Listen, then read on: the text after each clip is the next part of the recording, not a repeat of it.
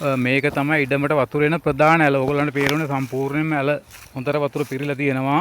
එතකොට ඇල සහ මේ තියෙන්නේ පාර. ඉඩමට එන ප්‍රධාන පාර ඕක තියෙන්නේ. මේ වගේ පාර වැඩි දුරකට නෑ, පොඩි දුරක් තියෙන මේ වගේ පස් පාර. මේ තියෙන්නේ සම්පූර්ණයෙන්ම ඇල පිරිච්ච වතුර පාර තමයි එන්නේ. ඊට පස්සේ මෙන්න මෙතන තමයි මගේ පෝල් එක තියෙන්නේ. මෙන්න මේ පෝල් එක හරහා කොන්ක්‍රීට් බටයක් දාලා ඉඩමට එන වතුර පාර. පේනවනේ කොච්චර හයියෙන් වතුර පාරක් එනවද කියලා.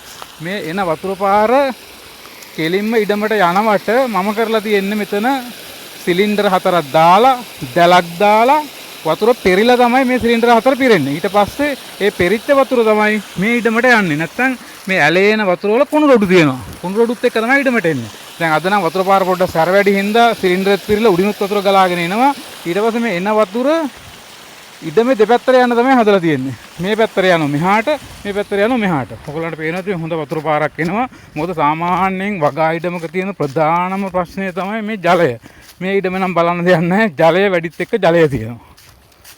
ඊට පස්සේ බලන්න ඔන්න ඔය විදියට ඉඩමේ කෙහෙල් ගස් වලට කාණුවෙන් කාණුවට වතුර යන්න පුළුවන් වෙන්න. ඔය තනින් තන ලස්සනට බට දාලා එක පේලියෙන් පේලියට වතුර යන්න පුළුවන් වෙන්න ඔක්කොම හදලා තියෙනවා.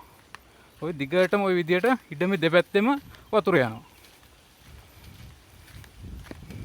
ඔය හැම කාණුවකටම ඊටාම ස්ලෝ එකේ වතුර පෙඟෙන විදියට, ඒ කියන්නේ පොළොව පෙඟෙන විදියට වතුර යන්න තමයි හදලා තියෙන්නේ. දැන් පොඩ්ඩක් බැද්ද වැවිලා තියෙනවා. තෙල් ටිකක් ගහන්න වෙලා තියෙන්නේ. ඔන්න ඔය විදියට සම්පූර්ණ මුළු ඉඩමටම වතුර යන්න තමයි හදලා තියෙන්නේ.